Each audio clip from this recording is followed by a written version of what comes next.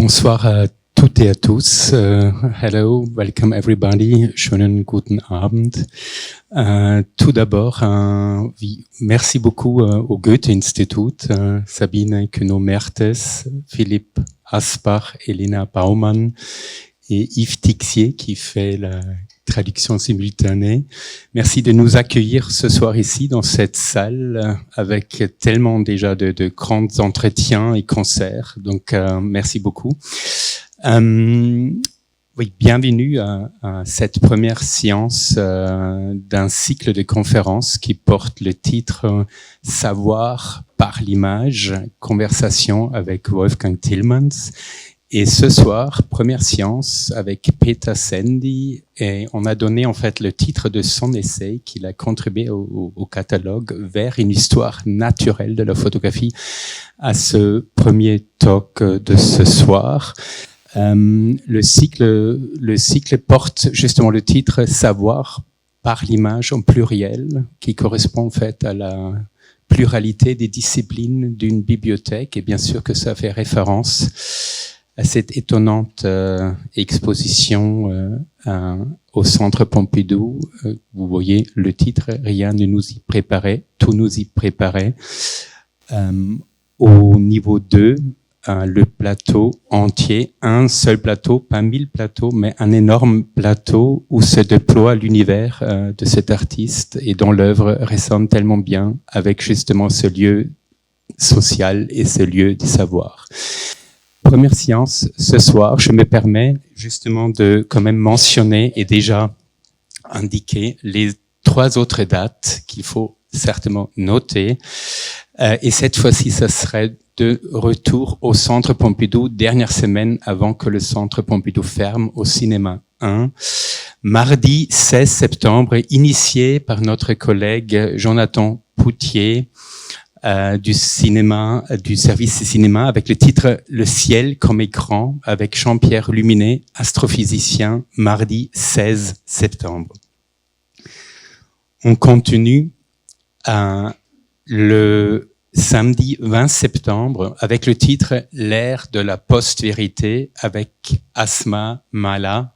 Elle est politologue et essayiste, et avec Yves Citon, qui est philosophe et professeur de littérature et médias à l'Université de Paris 8. Samedi 20 septembre, au cinéma 1, Centre Pompidou.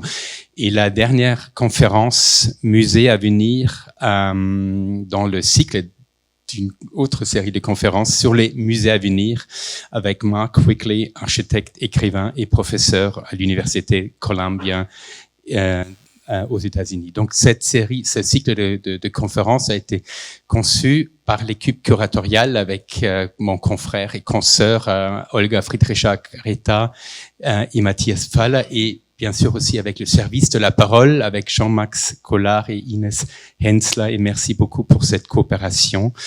Et je commence maintenant à présenter nos deux personnes de ce soir. D'abord avec, je présente Peter Szendy, qui est professeur en humanité et en littérature comparée à la prestigieuse Brown University. Il est aussi conseiller musicologique pour les éditions de la Philharmonie de Paris. Parmi ses publications récentes, La Voix, par ailleurs, avec Laura Audello, paru chez Minuit en 2023, Pourvoir de la lecture de Platon au livre électronique, publié par La Découverte en 2022, Pour une écologie des images, publié par Minuit en 2021, et il a été le commissaire de l'exposition, très belle exposition, le supermarché des images au Jeu de Paume en 2020. Et d'ailleurs, il n'était pas seulement conseiller en musicologie, il était aussi conseiller en philologie, parce que quand on a cherché justement la traduction du titre Nothing could have prepared us, everything could have prepared us, le très beau titre en anglais que Wolfgang a proposé, on a justement réfléchi comment on peut traduire ça. Voilà, Olga a dit il faut peut-être soulever le conditionnel, et finalement aussi Peter a donné, on dit non, il faut vraiment garder ce titre, l'idée ou le terme de préparer, c'est intéressant pour le moment. Merci Peter pour tout ton soutien et aussi pour ton très beau texte au catalogue. Et maintenant Wolfgang Tillmans, with a little bit of understatement. On va juste mentionner quelques expositions récentes, parce qu'il y en a tellement. Il y a justement exposé en 2021 au Centre for Contemporary Art in Lagos, au MoMA de New York, la grande rétrospective en 2022, qui a été aussi montrée à la Art Gallery of Ontario in Toronto et au San Francisco Museum of Modern Art. Cette année, à l'Albertinum de Dresde, à la Haus Clef in Remscheid, ville natale de Wolfgang Tillmans, et au centre Yermilov à Kharkiv. Et juste aussi pour citer une exposition antérieure, il faut quand même dire 2002, pas loin d'ici, Palais de Tokyo, la première grande exposition institutionnelle de Wolfgang à Paris, la dernière avant la nôtre. Voilà. On va commencer cette soirée avec une projection, un extrait d'une vidéo que Wolfgang a fait pour l'exposition qui porte le titre Traveling Camera. Et comme on a fait l'expérience, les gens pensent ici peut-être la technique ne marchait pas. Donc, ce que vous allez voir, le stop and go qu'on voit en fait est intentionnel. Et vous allez comprendre ça dans l'exposition. Je l'ai dit tout de suite. Voilà, ça c'est pas. On commence et je vous souhaite une bonne soirée. Merci.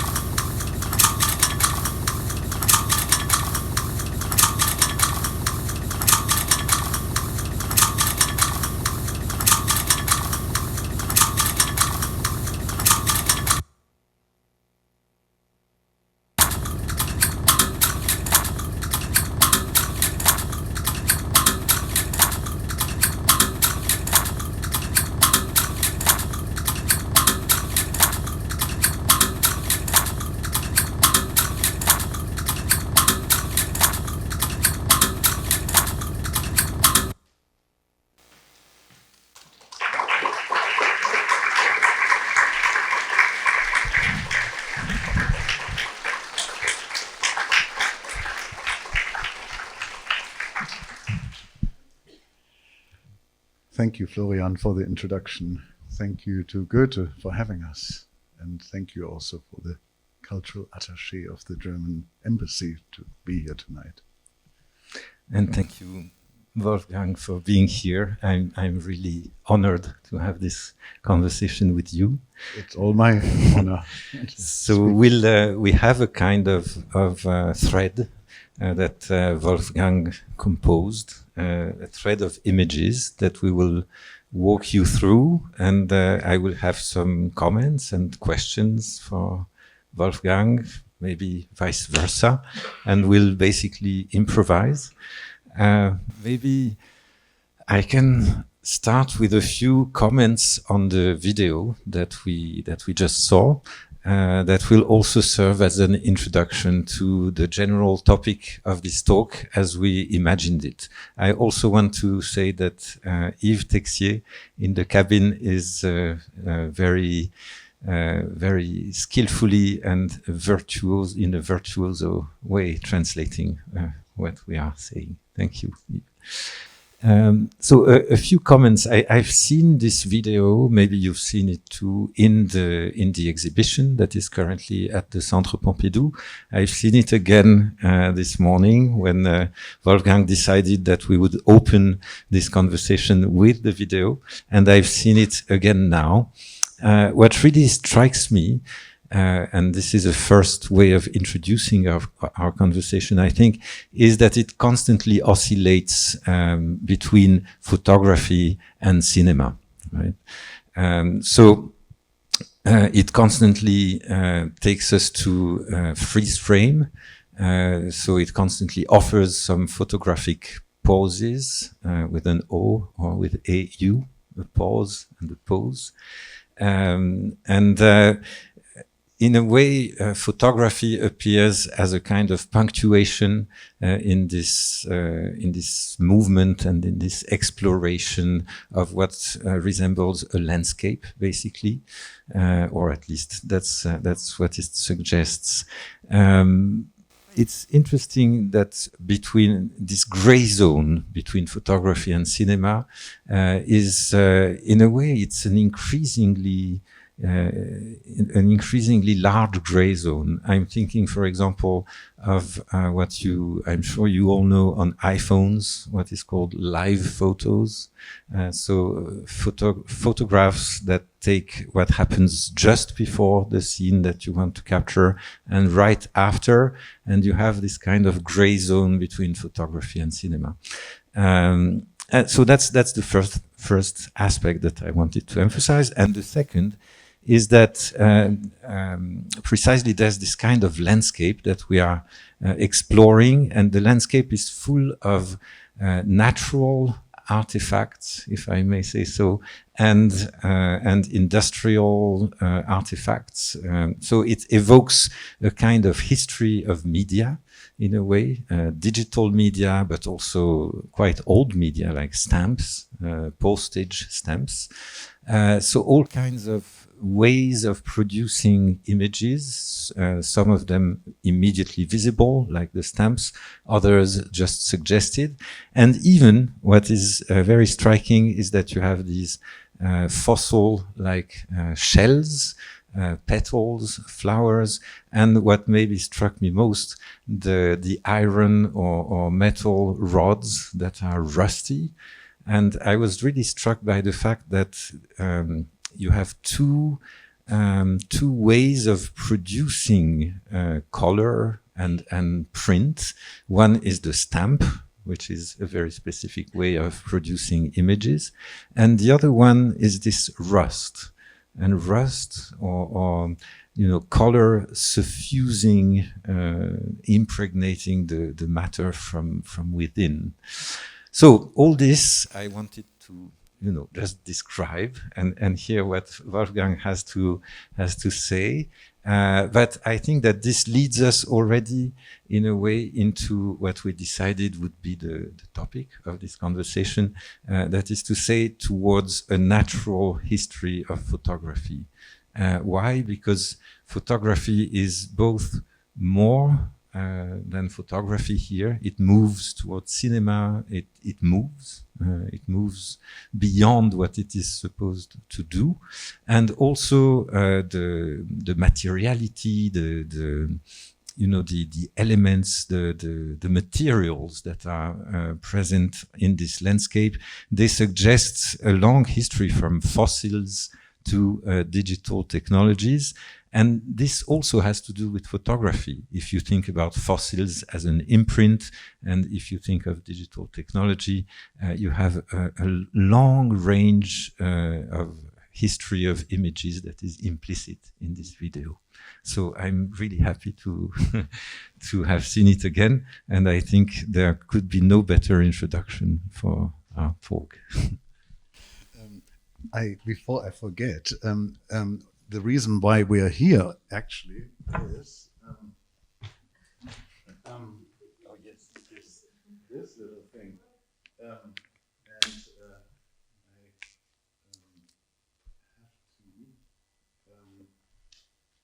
thank Luigi, who I see back there, two prominent promised, who said the book will only be ready on the 25th of.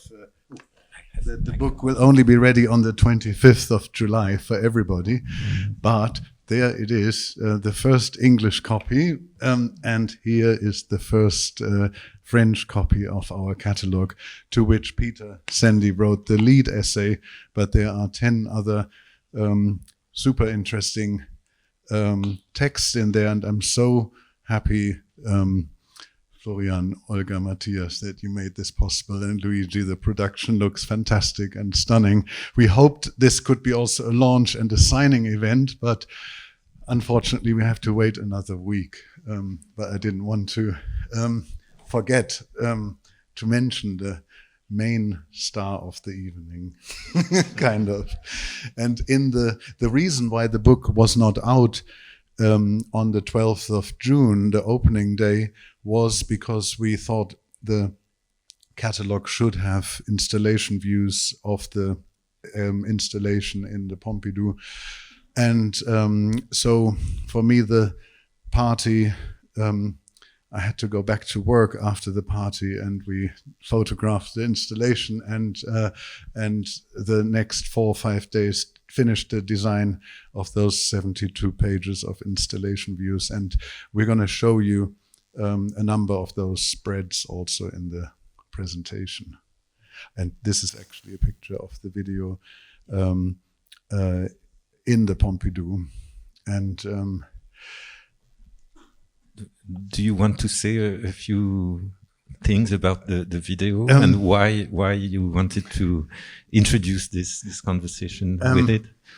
It's you know, there are works that come together over a long period of time, and the elements I've been thinking about for a long period of time, but then the actual making took one morning or one day, the actual filming, and what this is, these are I would say 4 very distinct elements.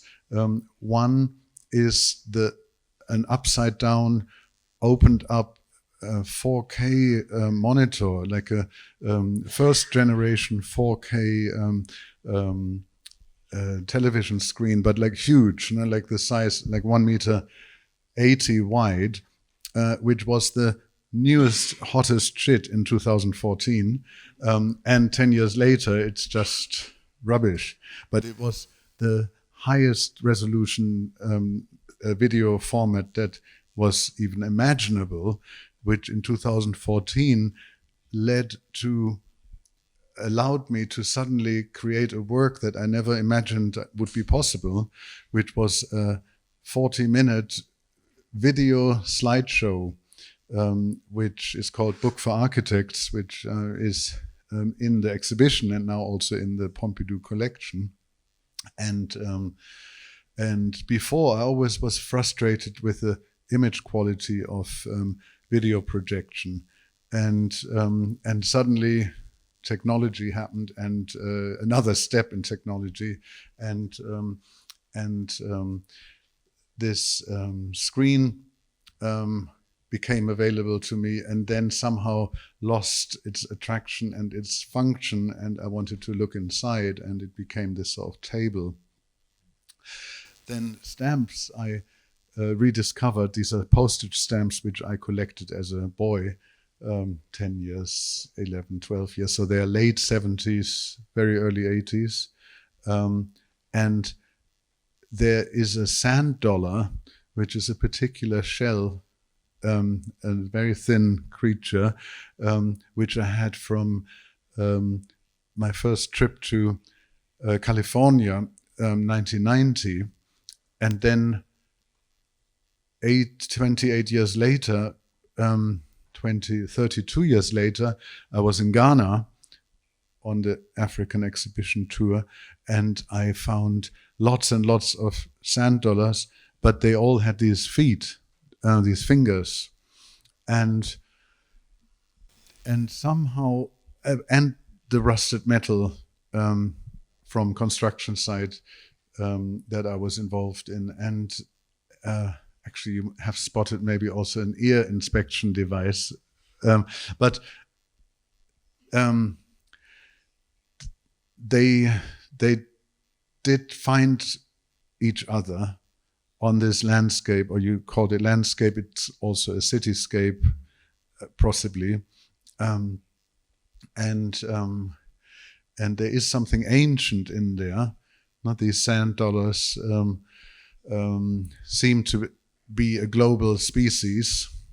And the postage stamp, which is of course a really, what's the word, defunct or obsolete means of communication.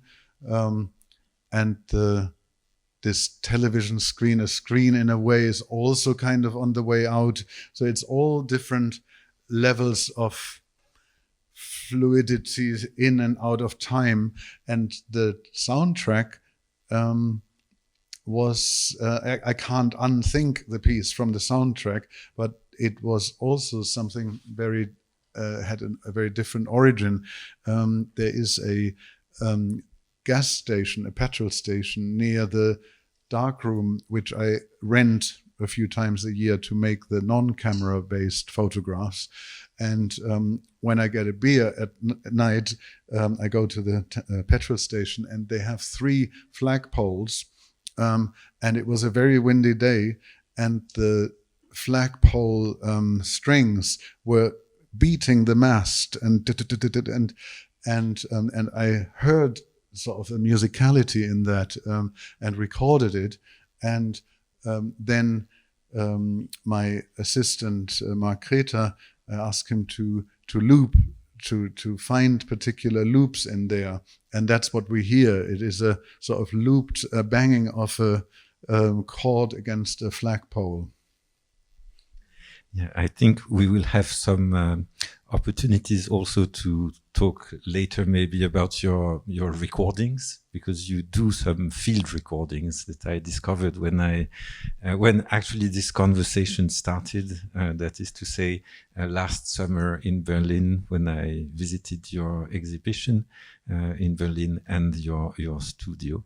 But I suggest that maybe we follow our thread, and I wanted to actually give a kind of second, but very short, just an epigraph to what you will see, to all the images that you will see, which is actually the epigraph that you can read in the program for this evening. That is to say, two sentences from an interview that Wolfgang gave in 2017. The interview is included in the book that is titled A Reader, Wolfgang Tillmans, A Reader. It was published in English, and it is about to be published in French. So it will soon be available along with the... it is already, okay. It's called Texte en français. Okay, and this is already available, and the catalogue will be soon. So this interview from 2017 is titled There, Then, Here, Now. And Wolfgang says, I quote, "I am interested in making pictures in relation to a 30,000-year-old history of pictures, regardless of the medium they were made with." And the next sentence says, "I do not just see myself in the tradition of 175 years of photographic history." So you have you have an incredible time scale. It's actually dizzying when you read these 2 sentences. 30,000 years of history of images in general. And you could even imagine more, because fossils, and 175 years of photography. So I wanted just to recall these 2 sentences from your interview as a kind of paradoxical framework for our conversation. And there is also a provocative precision in numbers here, which I noticed that I didn't think up, but when I sort of grabbed these numbers, I mean, they're not completely arbitrary, but when I grabbed the numbers, I kind of had pleasure in their specificity, and the obvious possibility that it might well be 40,000 years when the Lascaux first drawings, man-made drawings, were made. And with photography, I find it also striking. I mean, expert, what would we say? When was Talbot now? How long is that? 185, Daguerre, who was really there. And that brings us to the core of this, which, like, I have a blanket which has such a strong imprint of the sun from the way it was folded for a year when it was lying next to the window. I mean, who can tell me that this is not a photograph? And so where does this all start or end? And Peter, I think you focused in the essay, expanded on this, but I don't want to jump ahead. Should we just in the background run a few pictures? Yes. Maybe we can improvise some comments as they come. I have one comment on this, which is, and I want to confess and share my love for escalators. The invention of escalators has actually really changed a lot of things in the circulation of people, of commodities, but above all in the circulation of the gaze. Yes, the gaze in architecture, and it's like it's like a conveyor belt that carries people, basically. I mean, there are so many things that are stunning about the Centre Pompidou and the audacity of the architects. But in 1970, or when was the commission happening? 7 years probably before it was opened, to trust that the entire flow of visitors can work on these new machines, on these accident-prone machines, on these faulty machines that are exposed to 40 plus degrees in the summer and minus 10 in the winter, is mind-blowing. And of course, in my time here, I noticed that there are moments when you have to climb up one of those escalators. But we, of course, don't have forever to talk about every picture. My little association that popped into my head when I saw it was that also this is like a exposure machine. For half the time, these steps are exposed, and the other half, they travel in darkness. I love this idea. Yes. And this is what I have learned to take for granted. But when I found out about this invitation 3 years ago, I had never been to the BPE. And just like many foreign visitors to the Pompidou who just, you pass by the second and third floor. And then, of course, I've visited so many times in the past years. But at the end of the project and when we opened, I realized now we have to show this to people because they have no idea what this place looked like. And so there are 2 tables where we are displaying a few pictures of the BPE in how it was. And this is the opening section of the catalogue, by the way. You said before that you have a blanket that is imprinted by the sunlight. In a way, but we'll talk about this. We'll have other images that will lead us to talk about this. But in a way, when I saw the show and remembering what you told me ahead of the exhibition, I also had the impression that you wanted to keep the imprints of the bibliothèque as it was. In the show, right? On the literally imprinted in the alleys and on the ground. Yeah.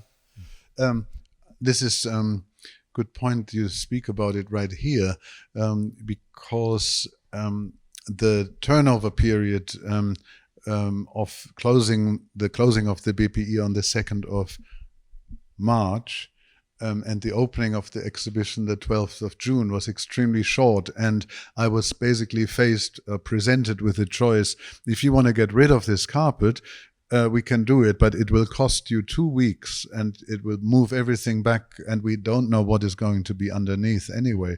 And I thought, you know what, let's keep the carpet and let's turn it into a plus. And then they said, well, actually, there are 2 carpets. Some 20 years ago, the gray carpet was laid, but they didn't take away the purple carpet from underneath the shelves. And so it's fascinating. What you see here is all gray. But once the shelves and the tables got taken away, the purple carpet from 40 years ago would become visible. And I thought immediately, photogram. This is like an imprint, a ghost of the library. And that, of course, was risky and a gamble, because we had no idea if this looked actually clean, and of course it didn't look that clean. The team around Yasmin Ozeby, the scenograph, and incredible installation team and workers made all these details that were truly coincidental, and I allowed them to happen. I intentionally allowed them to happen, but they made them look as if they had always been planned like this, and that was so good. But in a way, seeing this now, you understand where all the purple lines are coming from on the floor. Mm-hmm.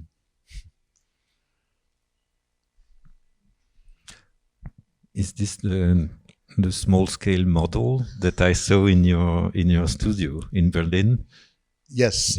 I always, since 1994, work with a model scale of 1 to 10, which is sort of very generous. But for like a smaller gallery, it creates a 10-meter gallery, creates a 1-meter model.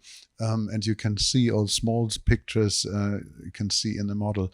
This whole space is 130 meters long, creating a 13 meters model, bigger than most galleries in the Marais or certainly in Tokyo. I have this incredibly vivid memory when I visited you in your studio in Berlin last summer of treading, making steps across the walls of this small-scale model and really experiencing the contrast between 2 scales, my feet seemed huge, and I was very careful. You even told me, be very careful with the walls. And so it was incredible. And this also, I think we should keep in mind as one of the motifs that we might talk about later, that is to say scale. Scale is very important, not only when you, in your work, not only when you devise an exhibition space, but the way you print, the way you blow up or enlarge photographs, or the contrary. And there are so many scales in the show at Beaubourg. So that's a very important aspect. Yeah.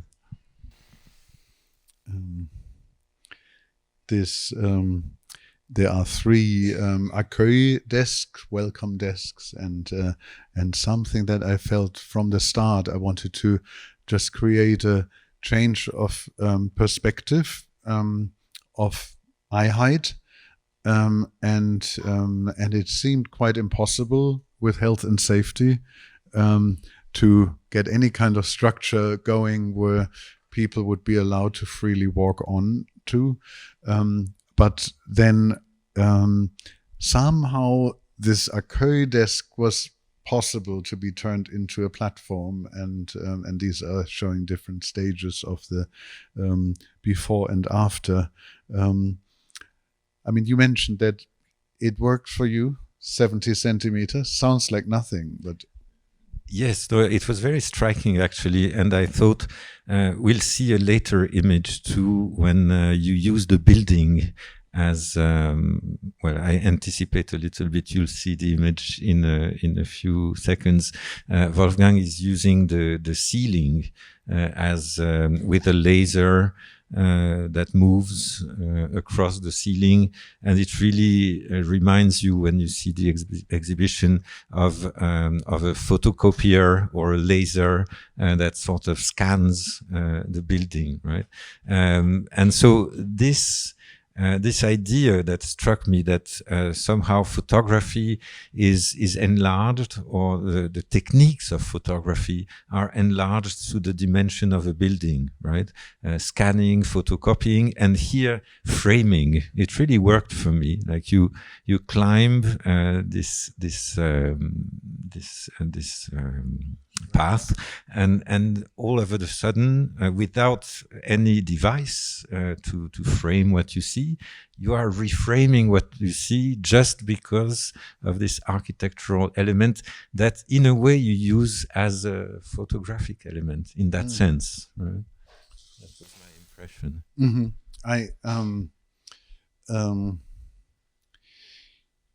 Yeah, because again, the building is giving so much, I guess. No? The building is already sort of optics, no? and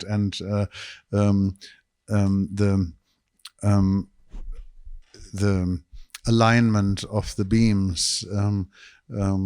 They are an illustration of perspectival rules in a way, no? and so any kind of move in lateral direction always illustrates parallax, how things in the distance move differently,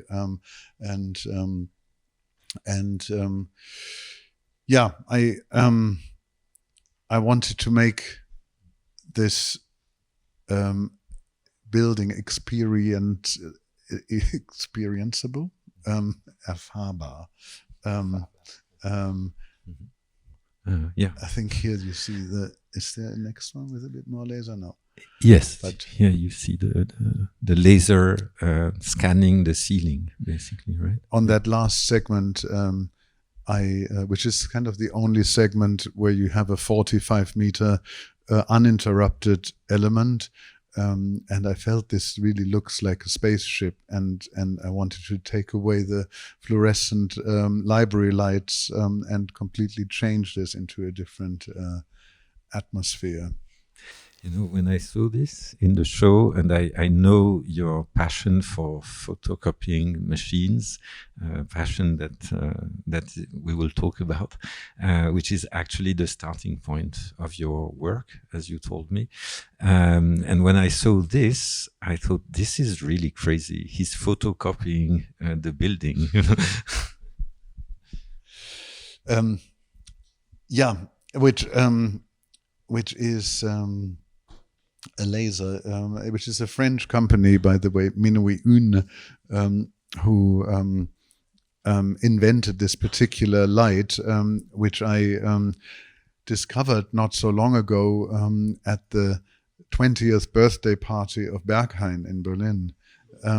And for that special event, they engaged Minuit Une to bring their special lighting devices and to create a complete incredible light zone environment there. And I then months later was thinking about this, and I realized like it would be so incredible to scan this and connected the two dots, and Minuit Une were very excited to be working in this environment, and we conceived this together, and the beginning of my work, as you mentioned, was with photocopies, but it was a Canon laser copier. So it was the laser which was the thing that created the sharpness and the because the laser is not in scanning the picture. In this case, in the photocopier, a laser printer is a laser beam that charges the drum of a printer. And where there is charge, toner powder gets stuck to the drum, and where there's no charge, no toner powder is brought there. And so this happens in extreme speed, line by line, and that allows to digitally enlarge image by any factor, really, and to also create grayscale photocopies, which were not possible in the past because you had either black or white. And this sort of deeper understanding of that photographs are not really closed surfaces is, I think, something that totally fascinated me really since early on, but then experiencing this hand-on as an 18-year-old with this digital first photocopier inflamed me. Maybe we can move to images of photocopiers that you have used in your work, and to actual photocopiers. But I wanted to say that thanks to your work with photocopiers, I started to be really fascinated with the history of this invention, and I stumbled upon the patent, the first patent in the 50s. I think it was 1959, and the first patent for a photocopying machine. It didn't have this name yet, but it was called electrophotography. Which is really an interesting expression, you know, and I mean, this is what you described with the polarization of the toner, right? Yeah. And yes, something else also I wanted to ask you actually about your use of photocopy. There is a movement or a trend or in the history of art that is not very well known. It's called copy art or Xerox art, and I wanted to just ask you if you, at the time when you sort of met with the photocopier, I think it was really an encounter. Were you aware about Xerox art or not? Or I was at that time interested in art, but in contemporary. But the knowledge of contemporary art was limited to me. You know, that in a sort of smaller city. I mean, in the museums in the Rhineland, they would show pop art, modern art, but things would stop in the 70s, really. This was 86. And copy art, as I found out later, never really made it big. No? Like there are names that are being even now discovered only 40, 50 years later. Also, I had no idea that 50 kilometers from where I was making those experiments, Sigmar Polke was doing not very different works of moving things on the copier, but I had no idea, and of course he had no idea that there was this teenager in Remscheid doing that. Actually, what you made me realize during this conversation that we had in Berlin a year ago, which I have to say in like 3 or 4 hours, I learned more about the history of photography than what I've read for decades. So it was really, really mind-opening for me. And one of the things that I never thought about, that you made me realize, and I think that your work introduces us to, is the idea that photography is not only vertical, but it's also horizontal. It has these two dimensions, and it has maybe something to do with the photocopier. I mean, the gesture of photocopying has a horizontality. And the other thing is that once you think about photography as both vertical and horizontal, you start to think, as you taught me, as you show us, you start to think about all kinds of dimensions, material dimensions, like the weight of the paper, the way it folds, or the way it lies. If it lies, it's more stable. If it's hanging, it does all kinds of things. So this, for me, in that respect, your work opened a whole new landscape in the way one thinks about photography. That's one of the. I of course can't say just yes to that. I mean, I'm glad that resonated with you, because this fascination for the very object of the photograph and the photocopy has never left me, and if I hadn't had a sense of wonder that this is even possible, that you put a piece of fragile paper through an industrial apparatus like this at the end of its life and dismantled, but that you put this industrial piece of paper through this, and inside it gets charged, it gets transformed, and it becomes something else that, without me actually having touched it itself, becomes a charged object, a work of art. Not meaning that every photocopy is a work of art, but I'm always interested in the potentiality of material, or the potential, and that things can be transformed. Paper can be transformed into art. It does not have to be touched by the painter's hand, or by the draftsman, or by other means, and that is quite magical. Not that colored light can hit some chemical surface, and after a few minutes of doing something else chemical to it, called processing, we just call it, you process it. But I mean, this took decades to discover and invent, and then that is turned into color pictures that look like reality. That is something that I fundamentally find fascinating and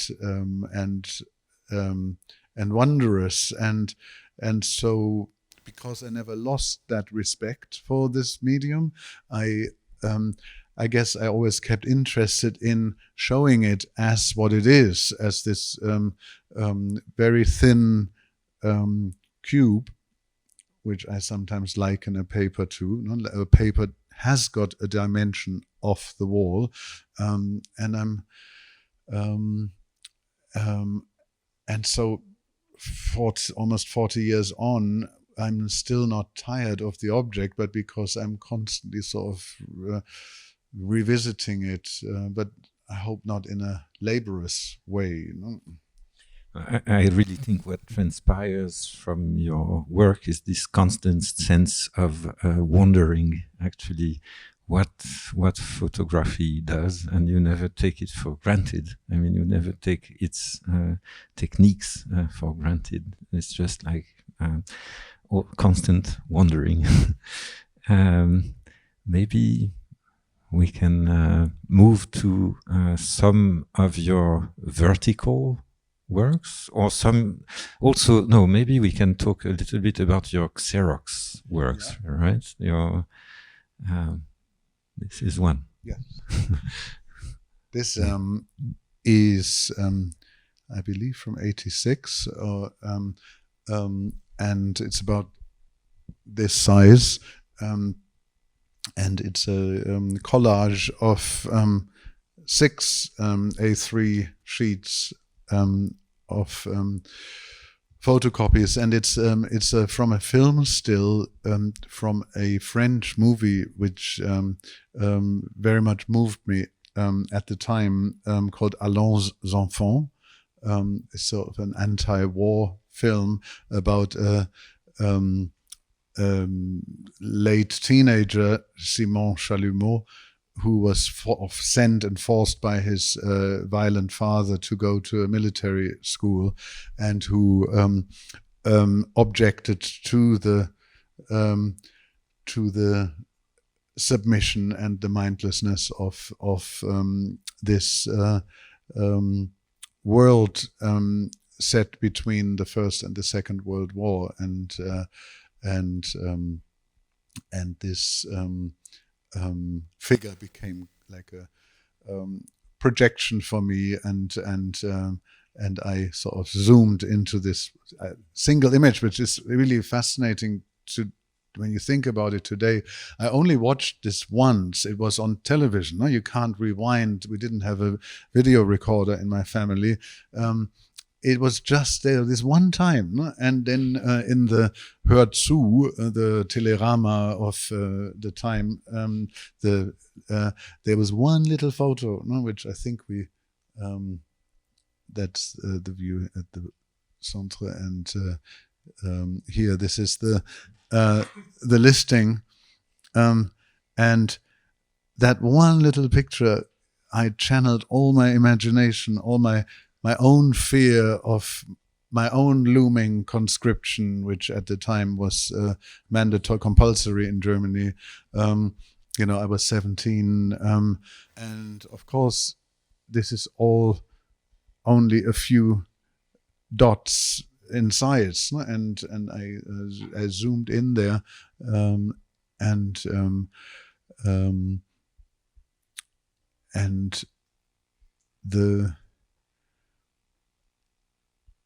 the speciality of that process is, you see the big dots, that is the newspaper, the magazine printing, but all the gray noise on the right hand side is the photocopier creating artifacts, and that is sort of digital noise where the photocopier couldn't quite see, is this information or is it just black? And that that uselessness of this information, because it's, you can't decipher anything there, but I all my life found this somehow meaningful, the very fact that there are always limits of what you can recognize and what you can't. I mean, is this information or is this not information? I think that's what's so moving in a picture like this. So you don't show all the technical strata and the history of media that is behind this picture, but it is as if we saw this face through all these mediations that are like a transparent curtain. So you see this face, but it's like as if it were far away. Not only because it's small and you have enlarged it, but it's also far away because you have all these technical mediations that are not completely opaque, but you see through them, basically, and that's very, very moving. Very, yes. Something, yeah. Like, I mean, when I found it moving, which is which is a larger discussion, no? Like, what do we find moving? No? Like, what frequency in music do we find moving? Why do some people are left cold by electronic music, no? Which was at the time also a big cultural divide in my sort of class, in my environment, no? That lovers of electronic music were accused of liking candy, liking something artificial, liking something superficial, and it's not handmade. It's not done with expertise. You just need to press a button. That it can't be art. And it's fascinating that these discussions, of course, do come back, I guess, every decade since the advent of modernity, I guess. Because, I mean, I guess, like, because Kurt Schwitters, the Dada artist who made collages simply out of newspaper cuttings, his people around him must have thought, what is this? Why is this art? And it's mechanical reproduction, which is lying, and where does that meet our heart? I found, because it certainly does reach my heart.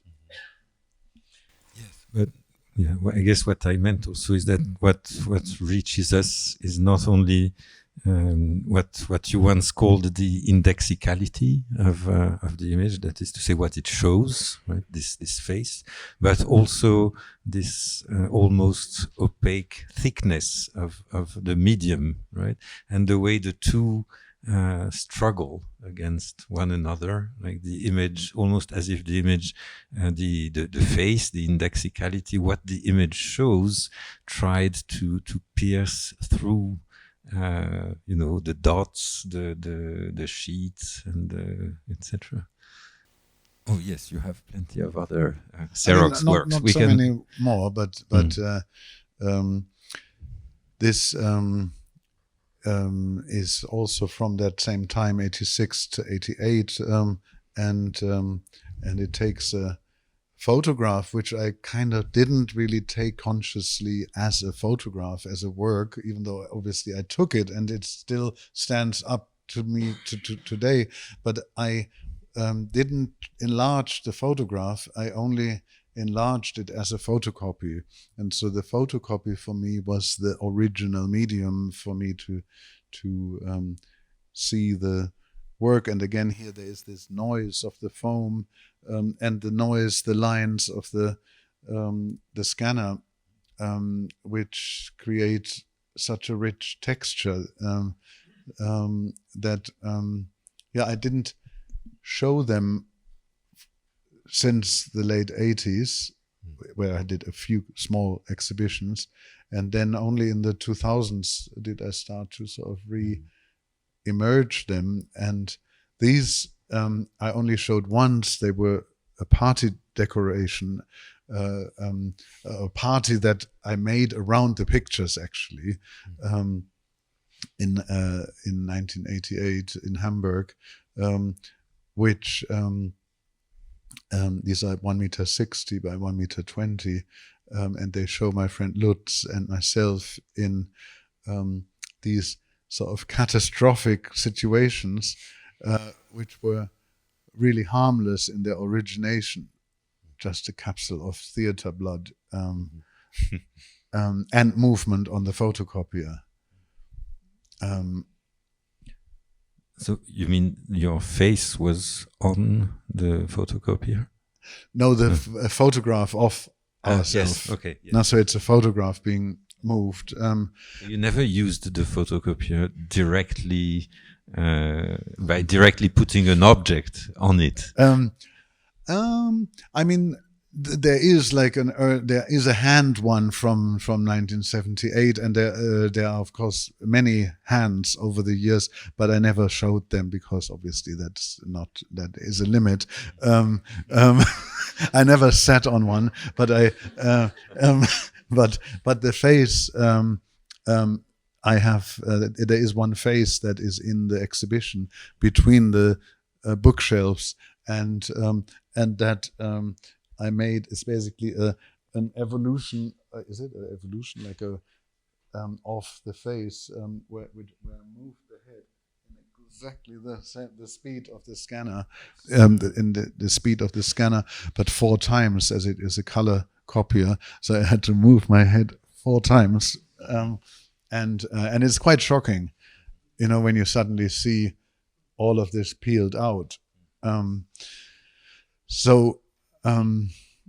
When I won the Turner Prize in 2000, the £20,000 prize money, I put half of it to buy a used Canon color photocopier. No? That was a big dream, to own my own color photocopier. No?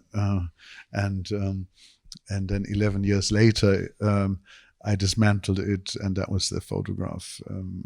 But I still have a replacement, which is probably the only one that's working in the world. They can't get nothing for it. And any day it might end. But the images on the cover of the books and on these two triangular displays, I made this and last year on that same machine of photographs from the Centre Pompidou. I have two questions that come to my mind. First one is, did owning the machine that you bought, did it change something, like practicing more easily an instrument, or that's the first question. And the other question that came to my mind, you have a series of works, or maybe it's not a series, but some pieces where one sees objects that are, books, right? Or pieces of paper that are put vertically on the photocopying plate, right? So that they draw something. They are coming here. Yes. Yes. In the past, the whole thing of working on these photocopiers was expensive, and as I didn't have much money, each copy being 20 pfennigs, it really added up, and a color photocopy was the equivalent of 2-3 euros per sheet, and so the ability to experiment, but that was also the same with color printing, like the ability to make my own color photographs has been so much giving me a voice to speak with the material, that is a trap. Not a trap, like a cliff often, that students of photography fall off of when they leave college, where they have all the equipment, and then you don't have the means to print, and that these you spoke about, they are paper cuttings that are standing on the scan bed, and they cast shadows because of the moving light that's moving, and so they have a certain three-dimensionality that in particular in this case, also in the way where it's placed in the exhibition, with the photograph of the US-Mexico border, and the one titled Empire. Yes, yes, and it's kind of the whole area is a sort of movement of different intersections and borders and divisions, and so here the relation between the model, let's say, the object that is being photographed or photocopied, and the plane is a right angle relation, right? Contrary to what happens in photography usually. No? True. Yeah. It's a frontal. The paper only becomes something if it's addressed and exposed frontally, and here the paper is on its side, and it's giving an image, and these are from I started at the same time as I did the paper drop works, which are also just looking at the side of the thinness of the paper. One, and this is I think the one you mentioned. No? Yes. This really struck me as almost like a character or two characters, and I talk a little bit about this in the essay in the catalogue, as if two books were united in a kind of embrace, or like some of your characters or friends or people you photograph. They're getting quite into each other. Yes.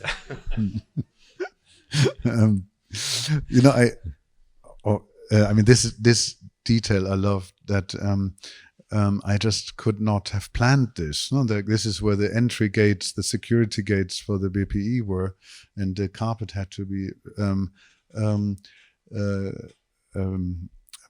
patched up, and I had planned to put the work there, but that they would so perfectly match was something I could not have imagined. I hoped for this carpet to work, but there were moments, many, where things ended up sort of better than expected. Last minute this morning added these two to the presentation. Yes, this is a last-minute addition that Wolfgang inserted in our sequence of images. And so, speaking of horizontality, because this is one of the tables that you see in the exhibition, horizontal tables that you call truth study centers. Am I correct in thinking that they have a kind of genealogy that goes back to the horizontality of the photocopy machine?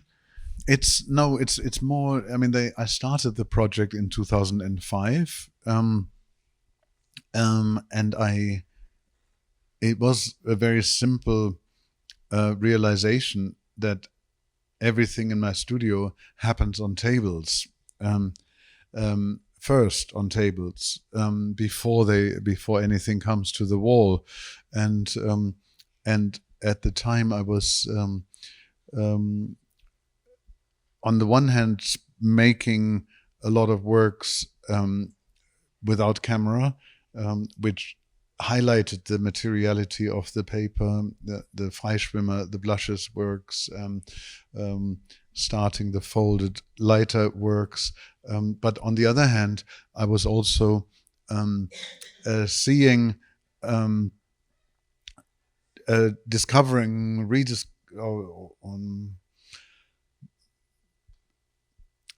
seeing how my concerns about the world post 9/11, the advent of the Iraq War and the re-emergence of absolutisms, of claims for truth, was engulfing us, and in a way that seemed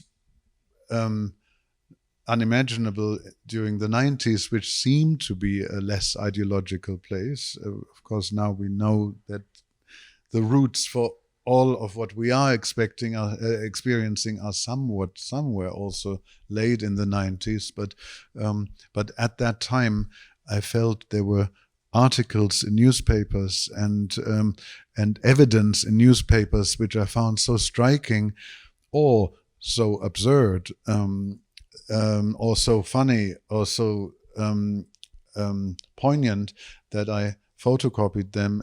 And when you photocopy a newspaper, you kind of freeze it in time, because a newspaper yellows within a couple of days, whereas a laser photocopy on white paper is incredibly lasting. And so I took these samples of textual expression, these articles that I, on the one hand, really, really liked and were touched by in terms of content, but on the other hand, I was struck by them as physical objects, and I turned them into collages. I wanted to make them speak, and then the simple idea came that there were these two tables I had made with doors that I found in my studio when I moved in, and that if I actually buy more of these hollow core doors, they're somehow human size, and they make a lightweight, easy table, and that was the origin of them. And they always have 4 heights and 3 widths. So I know, and I really want to hear what you have to say about the content of this specific table, which is really intriguing. But I just want to say that to me, the very horizontality of the table, there's a connotation, or it suggests a possibility of reshuffling the elements maybe more than when they are a vertical collage. So on a table, you're almost you're tempted or encouraged almost to edit them in a different way. And I'm just thinking aloud, and I'm just thinking that since you call them Truth Study Center, and they have some relation to this era that then became known as the era of post-truth or fake news, etc., where the production of truth seems like a constant editing and re-editing. And I'm just thinking that's the very, very simple gesture of presenting them horizontally. It just suggests that you can, it draws our attention to the fact that truth is being produced, right? Is a production. Mm-hmm. The title was tongue-in-cheek. It wasn't like a serious claim, because it would be kind of a counterclaim of yet another insistence on having found the truth. On the other hand, of course, there is a desire, if it was possible to have that Truth Study Center, for everybody to agree on the findings. It would be a step forward, even though, of course, it could come with all its problems as well.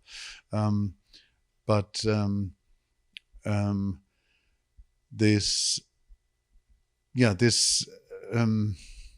why people lie, I find hugely hugely exhausting. And I have lost, at the time around 2000, I had really lost most faith in any organized religion, but I discovered the Quakers in the UK, and they were also called the Seekers of Truth. And in the 17th century, 18th century, they became very trusted businessmen because their faith sort of demanded of them that you cannot lie, you mustn't lie, and you can only say the truth. And so that means in their meetings, for example, in the mass, the meeting, no one preaches, because no one can know what God wants. No? That is, of course, the root of all evil in religion, I find, is that one human says, I know better than you what God wants. And that is the foundation of Quakerism, that no one tells the other what the divine wants. Why did I mention that? Because of the history. Truth. Why do people lie? Yes, and truth as a production. Yes. Truth as a production, yes. Because I mean, it to me it always ends in tears. It always ends in failure. Not looking at the evidence will lead to bad results, and so to study how I observe, how do I come to my conclusions, how is my vision blurred or my mind tricked, is something that I certainly can't perform in any conclusive finiteness, but this sort of openness to understand.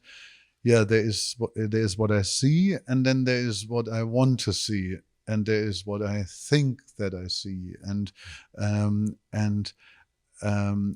there are certain scientific observations which illustrate this very strikingly. For example, the 3 photographs in the background, they show the ceiling of the Opéra Garnier, but Opéra Bastille, exactly. When there's 2 and you start mixing them up, you can't stop it. And I was waiting for the performance, and I somehow looked up and photographed and was intrigued by the ceiling, and I had set the camera to a very high shutter speed, and the white ceiling had green lines, and I changed the shutter speed, and suddenly the green lines were in different positions, and then I made a very long exposure, like a 30th of a second, and suddenly the white ceiling appeared on the right. And so the light in the ceiling flickers in different frequencies, which all seem the same to our eyes, but the camera sees them at different speeds, in different colors, and this sort of, it's both trusting my eye, both trusting observation, but knowing a little bit what happens in the background. Mm-hmm. And conversely, these sheets of paper that you copied, they actually explain how our mind lies or creates like fictions from what the retina receives. That's what you told me about, right? It's an article I found in not Granta. It'll come to me, but it's about the research of 3 American scientists, Lai Sang-Jung, from a professor of mathematics of the NYU University, Robert Shapley, a professor for neuroscience, psychology and biology, and Logan Charika, assistant research professor of mathematics at Trinity College in Durham. And they found that the visual cortex, which is the connection between the eye and the brain, what is it in French? Sehnerve, the looking nerve. Le nerf optique, I guess. Nerve optique. Yes. Has actually a data flow that is much too slow to actually put the high resolution images that I see of you now through it. So like a 4K high resolution picture has 8 million dots. So, I mean, I'm still always amazed that there are 8 million dots 25 times a second going through this when you watch a little YouTube video on your phone. And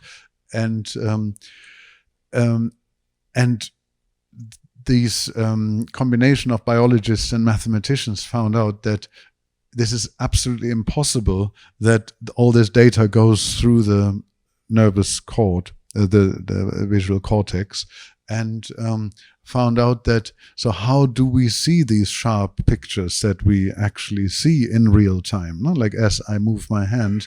And the answer is that the brain seems to extrapolate a very basic amount of information that comes through, and somehow through a combination of knowledge and memory and experience somehow fills in the outlines, fills in the color, fills in the missing information, and I somehow just felt this is so at the core of what has been close to my passion about this of the noise in the photocopier. Like, what is there? Is there something? Is there and then I feel that even though, as much as I am not suspicious of artificial intelligence, but I'm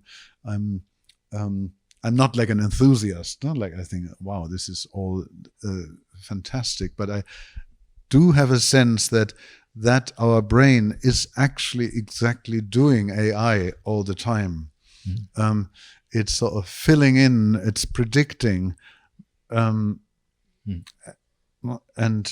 so I'm just very passionate about this because it kind of, it's all real, it's all there, and yet maybe everything is kind of quasi-imagined, but it is real still, and I want to trust it. I trust it, and so I put these two tables. This table is the English version, which I showed in 22 at MoMA, and I reinstalled it, and both of them are sort of at the entrance of the exhibition. Actually, when you brought this question of AI, when you brought it up this morning, when you introduced these two tables in our picture sequence, I was really fascinated, and I thought that the history or the pre-history of AI somehow starts at certain specific moments in the history of photography. There's this really terrible character called Francis Galton, who was a eugenist in the second half of the 19th century, and he made photographs of these were the precursors of biometry, like photographs of criminals, etc.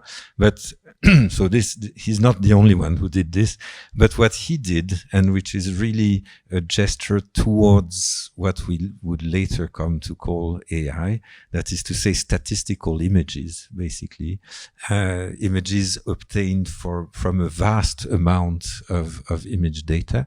What he did was, and he actually used this very expression, statistical pictures. So he made super impressions of many photos of criminals or types that he thought he could document, and so he produced like the mean or the average, right? The average image by superimposing many images, which is really incredible. But yeah, we were. Oh yes, this is one of your pictures that I find really very striking. It's in Lagos, right? And no, I was just thinking that speaking of verticality and horizontality, we've talked a lot about horizontality and the truth study tables and putting images or things on the photocopier.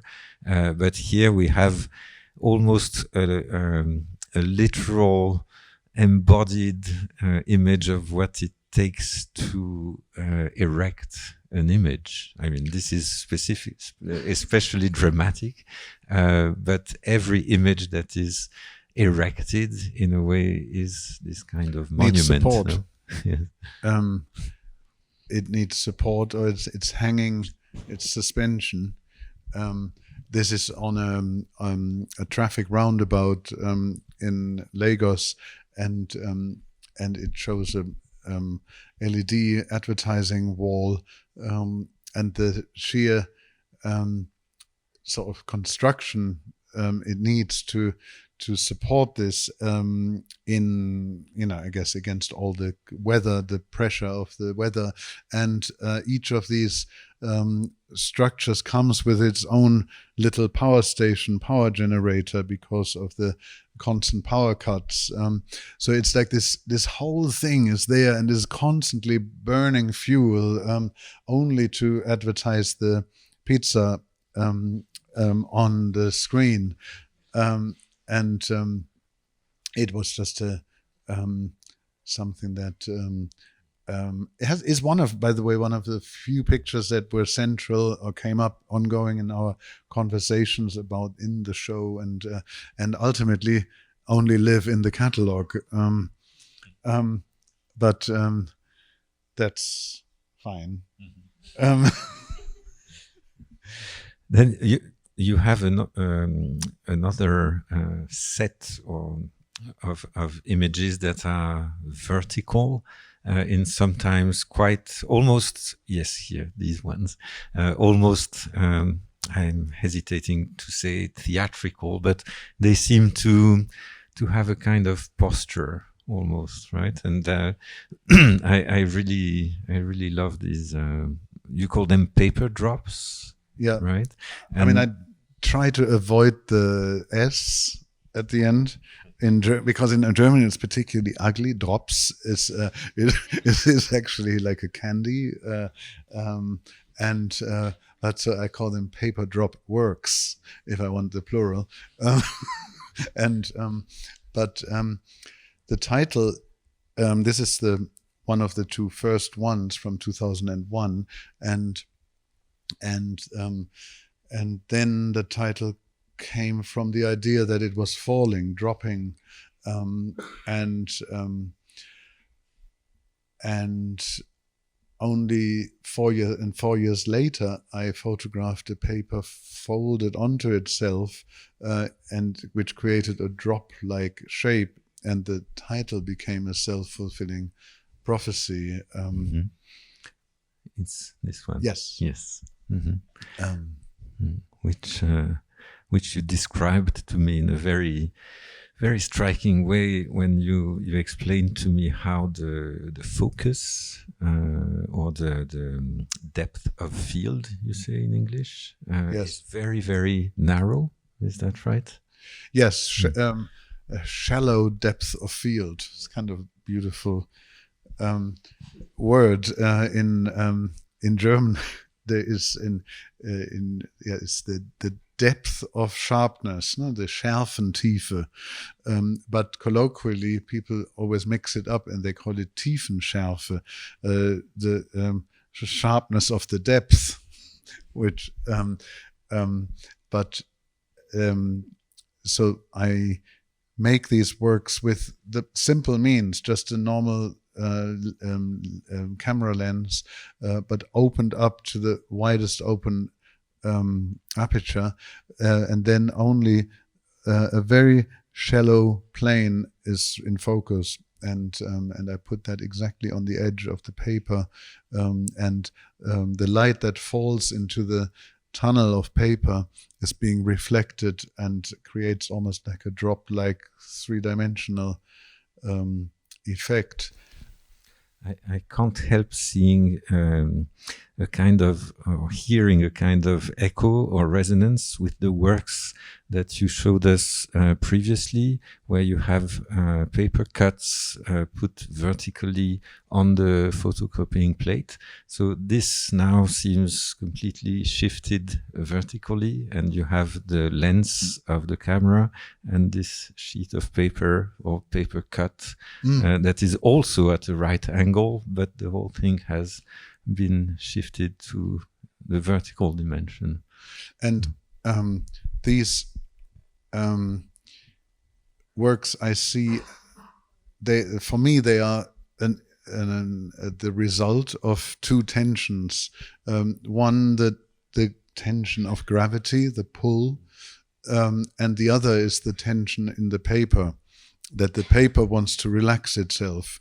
Naturally, paper wants to be relaxed. When it's folded, it wants to unfold. And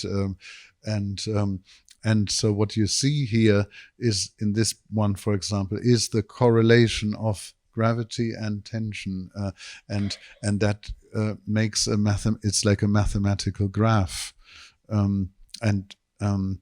I just sort of feel I want to a little bit see that we are sort of, if I'm honest, we've been at it for 85 minutes, and I occasionally see people beautifully drifting off, which I do after 10 minutes myself.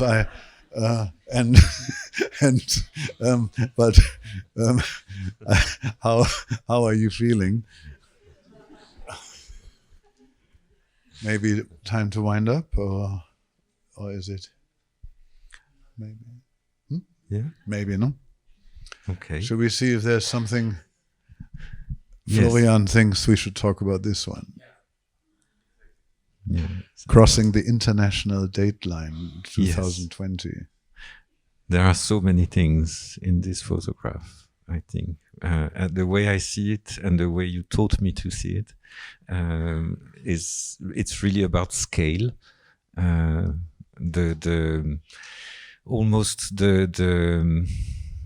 A kind of shock or encounter of two scales. One is the pixels, almost the grain of the image, but there are also stars, right, that you show. So, and the other is the time scale, but that I can't explain. So what happens exactly here? It was a flight from Los Angeles to Taipei, and which is a very rare route for me, which has, of course, an incredible exotic, like this idea of crossing the Pacific, which is unimaginably huge, and that you cross the international date line in the process of it. Just had a sort of geographical poetry and potency to me, which is only and utterly personal and cannot really be translated, no? Because that doesn't mean anything to anybody else. No? Like, I find it also extremely boring when people show you a picture of me of somebody stepping over the equator, or being in Greenwich, stepping on the left and right hand side of the meridian. But this on this flight, I thought, what happens if I cook the sensor to its limit, and photograph the sky with the shortest shutter speed and the highest ISO sensitivity, and then I in the processing I again sort of squeezed the maximum information out, and what happens then is that this color picture says, I actually don't know if I see color here, if I see black, if I see green or magenta, and that's where this tiger pattern comes from, leopard pattern comes from, and there are white tiny dots, which is just an electron not knowing is there charge or not, and the next dot next to it is actually an image of a star. So the biggest entity, sort of the biggest single entity in the universe, I guess, is a star, because anything bigger is then a mass of stars, and the smallest, sort of, for us, an electron. They're kind of reaching hands in this picture, and which is, of course, terribly represented here. Whereas in the museum, you can have a lot of joy with this picture. This, for me, is really a kind of summary. That's not a very beautiful word, but something is condensed here that for me is the what is so powerful in your work, the coexistence of these scales, right? The stars and the smallest picture elements, and also these time scales. So you're crossing a timeline where one day becomes the next, right? And so this coming together of dimensions that seem so wide apart and so distant, and somehow they are held together in a picture that is full of tensions, right? And this is really, really striking to me.